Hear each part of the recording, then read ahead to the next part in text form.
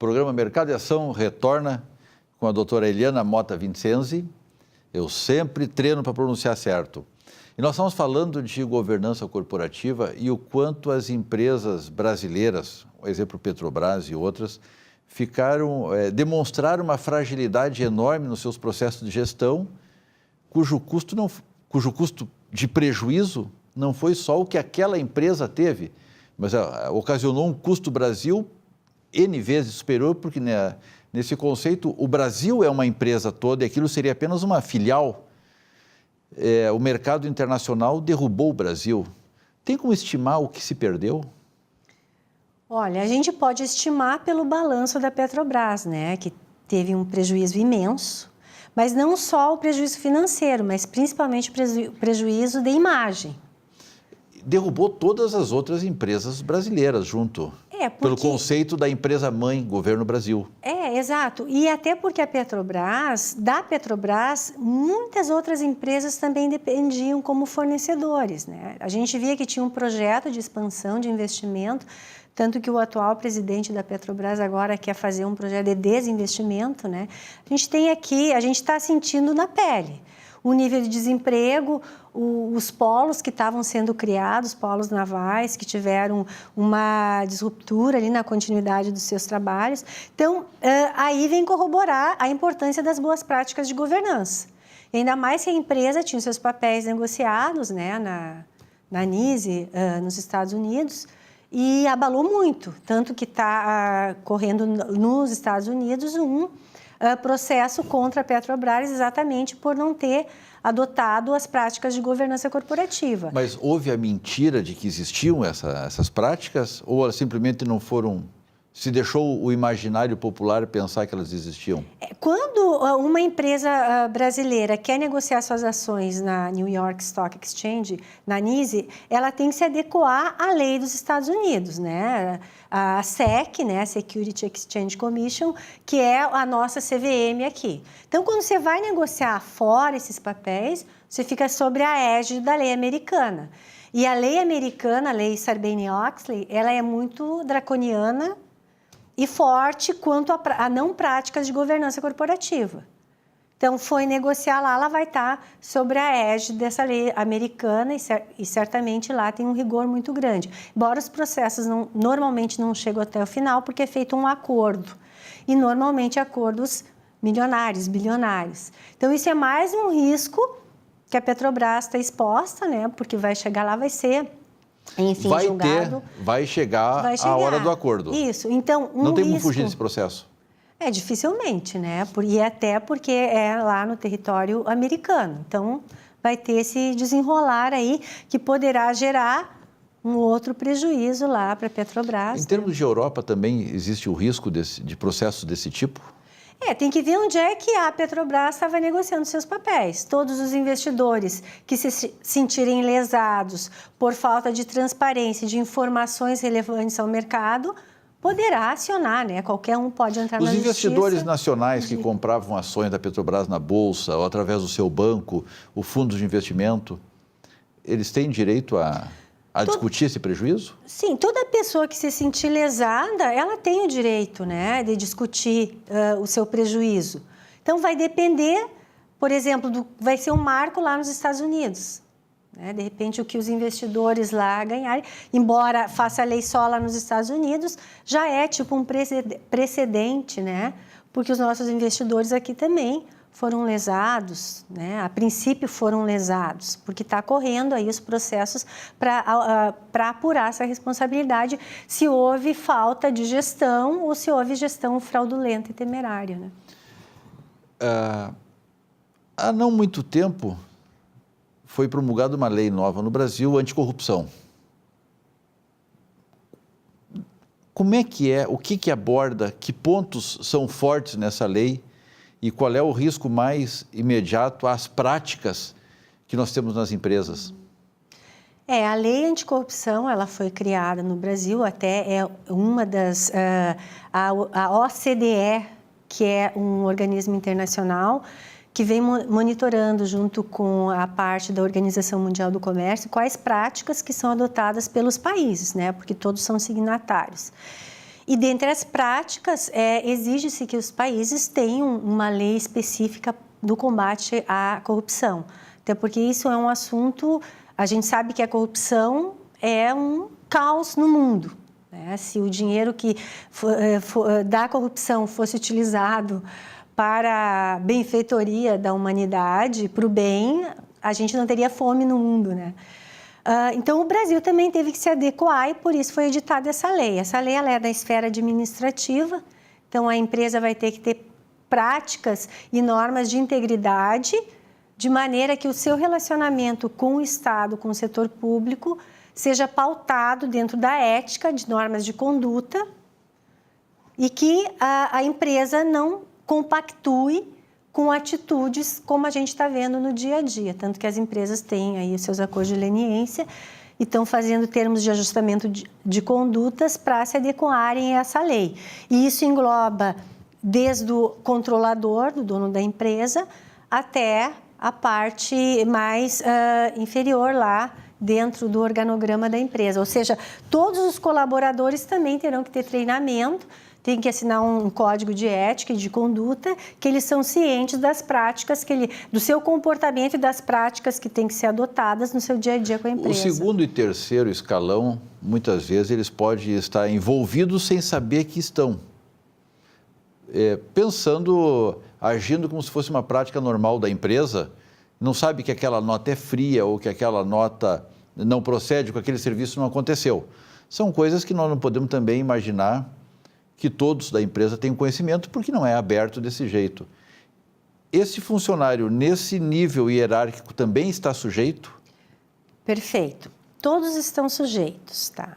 O que não pode existir são diretoria, conselho de administração, gestores de um nível maior, dizer que não sabiam, né? Então, se não sabia, porque não tem órgãos adequados de compliance. A compliance, ela tem que existir. Compliance interna de processos e compliance externa, está adequada às leis e regulamentos que normatizam aquele setor onde a empresa atua. Então, todos os empregados, do mais alto escalão até o mais baixo nível, né, eles têm que ser orientados e treinados em cima das suas práticas adequadas e corretas. Né? A gente tem aí o caso da carne, né? Houve, em algum momento, alguma falha.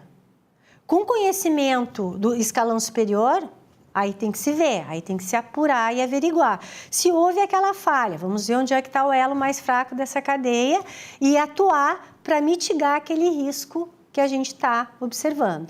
Então, toda a cadeia produtiva ela é feita de elos, de uma corrente, que a gente tem que ver onde é que está o elo mais fraco.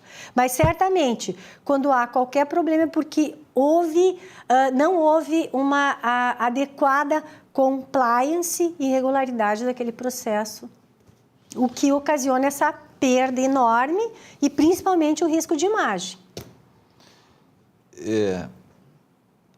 Eu fico com pena do familiar dessa pessoa que teve o ato de corrupção, vamos chamar assim. Eu fico com pena, essas pessoas não pensam na sua esposa, nos seus filhos, na escola, na comunidade.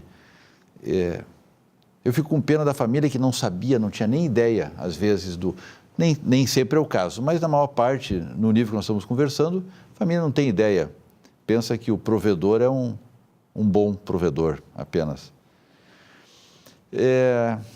Doutora Eliana, agora um segundo tópico. Nós falamos de perda de dinheiro. Vamos falar agora de ganho de dinheiro. Hoje a situação está, se ficar o bicho pega, se correr o bicho come. Onde é que dá para investir? Onde é que a empresa está investindo em produção ou ela está guardando, se protegendo para um futuro incerto? Como é que está esse caminho? É muito confuso isso. Para que lado ela deve ir? É muito confuso, né? Primeiramente, a empresa que consegue se manter hoje já é uma vitoriosa. É uma vitoriosa. Né? Porque a gente está vendo aí que o número de pedido de recuperações extrajudiciais, judiciais está muito grande. Então, se ela conseguir se manter, já é um bom caminho, né? a gente acompanhando os noticiários, os indicadores econômicos, a gente observa que está começando a ter um nível de reação. E um indicador muito importante na esfera econômica é índice de confiança. Então, tem o mensurador do índice de confiança da indústria, do comércio, da prestação de serviços. E ela está tendo uma melhorada. Então, onde investir? Vou investir para expandir a empresa, vou investir em bens de capital. Aí vai depender muito do setor e do estudo de mercado daquele setor. A construção civil parece que está dando uma reaquecida. Então, tudo vai depender de cenários e de como é que aquele setor está se posicionando. Então, a gente sempre sugere, faça um estudo de cenários, procure manter o seu capital de giro para fazer frente às suas despesas de curto prazo, manter aquele fluxo, procurar manter. Primeiro isso, depois vamos ver a parte do investimento. Tu falaste uma coisa que eu acho bastante importante, estudo de cenário. Uma grande empresa contrata bons profissionais para fazer esse estudo. A pequena empresa, ela vai o quê? Vamos ver o lado do vento. Como é que a empresa pequena faz um estudo de cenário razoável? Não, mas aí a gente tem... Hoje, a gente tem muito acesso à informação. Então, quem tem internet, e é muito difundido, dificilmente alguém não tem uma internet, é importante que o empresário esteja acompanhando sites de notícia, acompanhando o jornal Valor Econômico, que não é um investimento alto. Acompanhe também, se ele faz parte, por exemplo, da indústria, as notícias da Fiergs, por exemplo, Senac, Senai. Então, acesso à informação existe, só que nós não temos o hábito de acompanhar essas informações e também de aprofundar o conhecimento dessas informações. Então, a gente fica muito superficial. Isso aí eu ia te perguntar. Às vezes, nós temos vários empresários que ele sabe muito bem gerenciar o seu negócio. E o negócio dele é fabricar porta, ou é fabricar uma janela, ou é fabricar uma camiseta, uma camisa. É o negócio dele, ele conhece o negócio dele. Mas ele não tem a habilidade ou a familiaridade para olhar um jornal, um Valor Econômico e conseguir discernir ali um clima. Que outras coisas ele pode... Aonde é que ele pode conversar com o cliente, consumidor, ele pode buscar isso? De que forma ele pode buscar? A gente sempre diz que tem que ver os sinais que o mercado está dando. Então, um conhecimento mínimo esse empreendedor deve ter. Não existe aquela pessoa que seja totalmente desinformada sobre o assunto. Algum nível de conhecimento ele tem, ele deve ter. E se ele não tem condições de pagar alguém que o assessore, ele pode procurar esses órgãos que dão essa assessoria. Os serviços aí do comércio, da indústria. Sempre ele consegue, o Sebrae, bem lembrado, o Sebrae, ele vai dar essa orientação. Então, ele tem esse acesso e ele pode ter esse acompanhamento a um custo bem baixo, e até de graça. E dentro das empresas familiares, voltando agora ao ponto inicial da nossa conversa, eu anotei aqui, as práticas, elas são muito mais focadas na família do que no próprio negócio. Eu coloco todo mundo para dentro da empresa com salários de filho e não salários da função, não salários que o mercado paga para aquela atividade. Isso é uma coisa bastante comum, né? Muito comum. E isso é o início da quebradeira? É um dos inícios da quebradeira, porque há que se separar muito o que é empresa e o que é família. Tanto que o que a gente mais observa é a confusão patrimonial. Os familiares, a empresa pagando contas de familiares que não tem nada a ver com a atividade operacional da empresa. Inclusive, isso pode ser um dos motivos da desconsideração da pessoa jurídica em caso de quebra e buscar no patrimônio dos sócios, porque teve confusão patrimonial ou desvio de finalidade. Então, isso é muito comum. Então, é importante que se separe muito bem o que é empresa e o que é família. E tem uma regra de ouro em empresa familiar que diz o seguinte: não contrate quem você não possa demitir. Porque como a família está junto da empresa, imagina eu vou demitir o marido da filha, né? A filha vai lá, pede para o pai, o dono da empresa, pai, meu marido foi demitido, você tem alguma coisa para ele fazer na empresa? O pai, solidarizado com pena da filha, contrata o genro.